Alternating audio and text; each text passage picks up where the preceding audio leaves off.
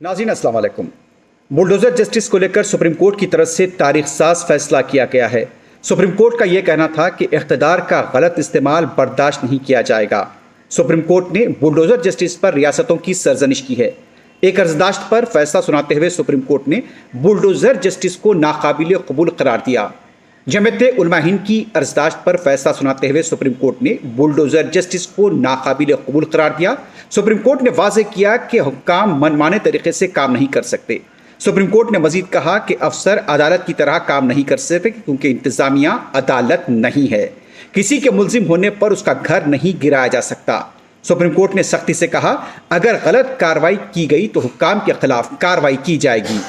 Supreme court ने वाज़ेह किया कि बगैर सुनवाई के किसी को मुजरिम करार नहीं दिया जा सकता और जुर्म की सज़ा घर तोड़ना नहीं हो सकता। सुप्रीम कोर्ट ने मजीद कहा कि मुल्जिम एक है तो पूरे ख़ानदान को सज़ा क्यों मिले। सुप्रीम कोर्ट ने जोर देकर कहा कि ऐसी कार्रवाइयाँ कानून नहीं होने का शक पैदा करती है। सुप्रीम कोर्ट ने कहा, अगर किसी का घर गलत तरीके से तोड़ा गया है तो उसे मुआवजा दिया जाना चाहिए। सुप्रीम कोर्ट ने कहा कि रियासत में नज़्म व ज़ब्त बरकरार रखना रियासती हुकूमत की जिम्मेदारी है। रियासत में कानून का राज होना चाहिए। सुप्रीम कोर्ट ने हुक्म दिया कि अगर किसी के खिलाफ कार्रवाई करनी है तो वह कानून के मुताबिक होनी चाहिए। मुताल्लिक़ा शख्स को 15 दिन पहले इस ज़िम्मन में नोटिस भेजा जाए। नोटिस पर डीएम नोडल ऑफिसर बनाए। सुप्रीम कोर्ट ने वाज़ेह अल्फाज में कहा कि इख्तिदार का गलत इस्तेमाल क़तई बर्दाश्त नहीं किया जाएगा।